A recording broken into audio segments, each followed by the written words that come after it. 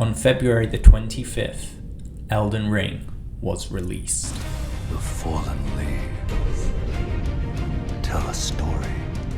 Without warning, it was about to take the gaming world by storm. Topping best-selling charts with a large player base, and being known for being notoriously hard like its predecessors, the Dark Souls series, holding a speedrun on Elden Ring is considered one of gaming's toughest accomplishments. This is the history of the Elden Ring world record.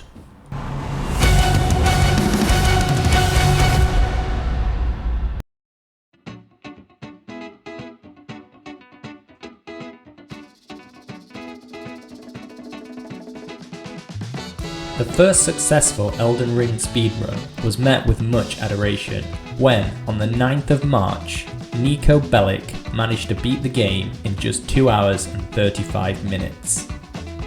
What makes this record even more impressive is he did it without any glitches and without a single death. Simply playing Elden Ring without dying is amazing on its own, let alone while pushing the pace. He also killed all 10 intended bosses during this run. Godric the Grafted, Renala, Queen of the Full Moon,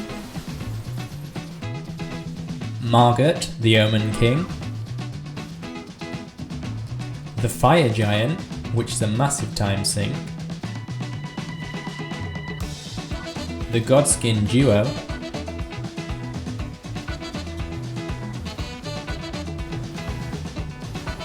Malekith,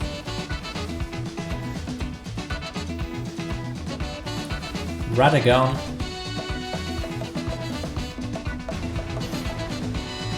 and of course the Elden Beast.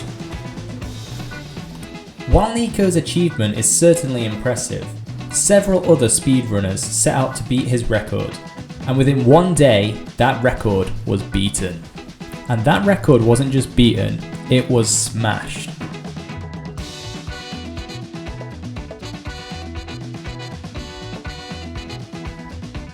YouTuber Little Aggie was the first to beat Niko Bellic's record, with his speedrun clocking in at 59 minutes and 38 seconds. Already within a day, the speedrun time was less than 1 hour. Little Aggie's run incorporated lots of different glitches, which I will show you now and explain what he's doing and how this helps him skip various different bosses. One of the things that he used was this glitch here, where he actually gets grabbed by an NPC, but then, because he gets grabbed, he actually survives the fall that would have killed him otherwise. This glitch could destroy runs before they even started, as the NPC that grabs you doesn't always grab. Sometimes it could normal attack and you would fall off the cliff to your death. He could also grab you and you not fall off the cliff. If it wasn't lined up perfectly every time, this would screw up your runs and you'd have to start again. So then he is in an area that he shouldn't have usually been able to get to, which then he can use to then teleport to the Volcano Manor. So this is the Volcano Manor warp glitch that he's using here, because what he's going to do now, he's going to get eaten by this NPC here, and then once you get eaten by this guy, he actually teleports you when you die to the Volcano Manor, which would also have taken a normal player without glitching a long time to get to. Another thing that he used was the Ice-Rind Hatchet, which doesn't scale with normal stats, so it helped him. All he had to do was upgrade the weapon itself rather than get lots and lots of stats into intelligence or strength or dexterity. This saved him time, but he still had to go and collect all the upgrade materials. So for that, he used parkour like this to get around and skip out areas of the map. He also used this glitch here, where if you enter the fog gate at the very edge, then you can enter without the battle starting. So then you can do a little wiggle, and then you can jump over the start line, and then the mob, the boss here, he never attacks you. He just stands there and you can wail on him until he dies, which then helps because it's your first big kill and gets you loads and loads of souls to put into points. Another neat glitch that Aggie uses is the horse elevator death, where he actually dies, but as he falls back in his death animation, he actually triggers the elevator button, so then the elevator starts going back up, so then next time around when he respawns, he can then use the elevator to go down to where he needs to get to.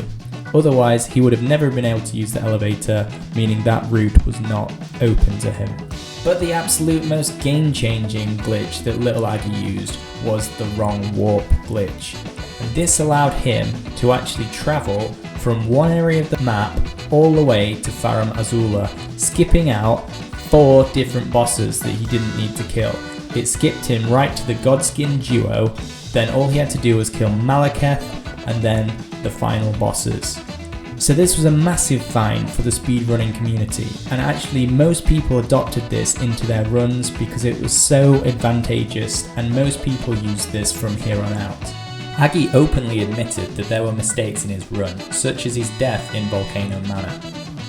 Other little mistakes as well, like missing some jumps, also cost him some time. This meant that there was more time for other people to get.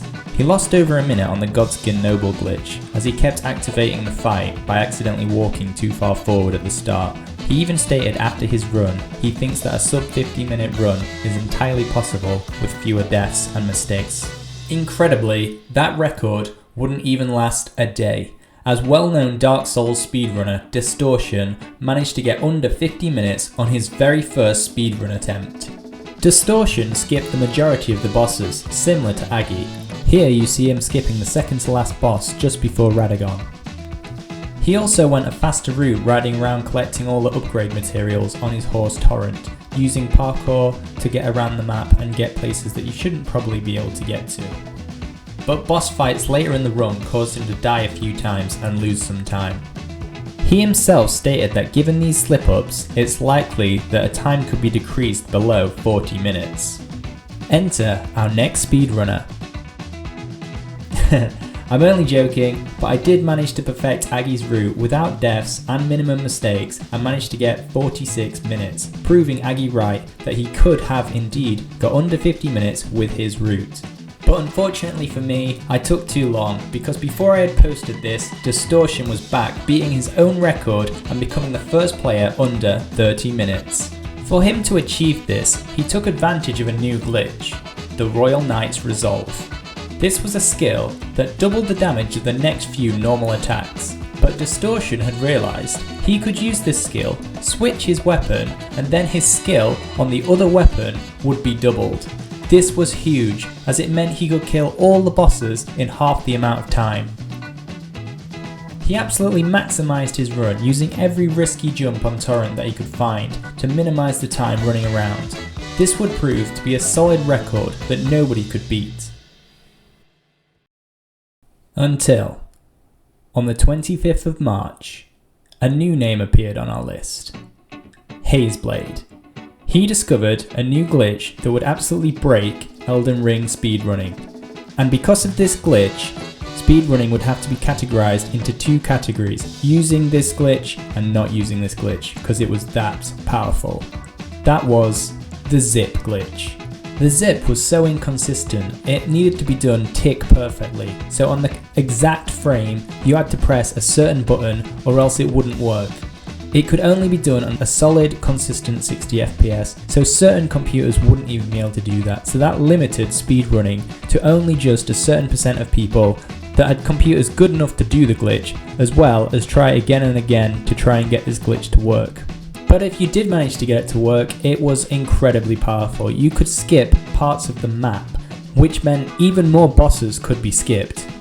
Dis then tried his own runs using the zip, and in a 15-hour stream managed to get a record under 20 minutes. Because the zip was that inconsistent, the record kept on changing, constantly battling it out with each other to get this time as low as they could. Then on the 4th of April, Mitch Riz absolutely smashed all of the times. He managed to get the time below 10 minutes for the first time ever. He did this using the Mega Zip. Like the normal zip, this could zoom the player across the map in an instant, but this zipped you even further across the map. But this glitch doesn't stop there. People started to discover you could even use this glitch to kill bosses, meaning you no longer had to kill any bosses. How it worked was you would zip yourself off the map and you would fall, and usually you would die with the built-in mechanic that if you fall for longer than 8 seconds, you will die. But people discovered if you swung your weapon, it reset that timer, and therefore you could fall as far as you wanted.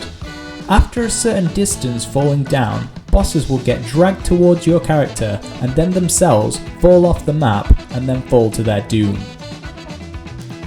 Then the next day, Distortion came up with an 8 minutes 56 seconds using his own Mega Zip. Then, on the 16th of April, a new name appeared on the top of our list, Seeker TV. He would manage to hold this record for nearly 2 months, until Hypersomniac managed to beat this time. Until, finally, he did it.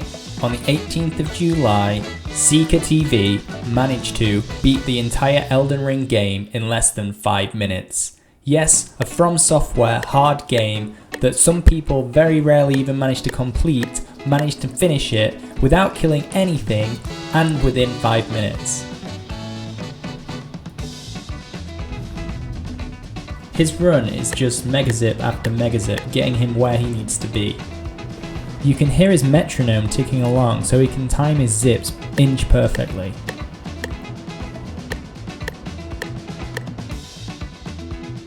Here you can see him using the zip to kill some bosses, that's why he's falling down and swinging his weapon. You will start to see all of the runes he has just got from all the monsters he has just pulled to their death. And that's it, since that was only like 2 weeks ago, that is still today's current record for Elden Ring. Here is the complete list of everyone that I've talked about today. Thanks for watching. If you enjoyed this and want to see more series like this, please drop it a like and let me know in the comments below. Thanks, bye.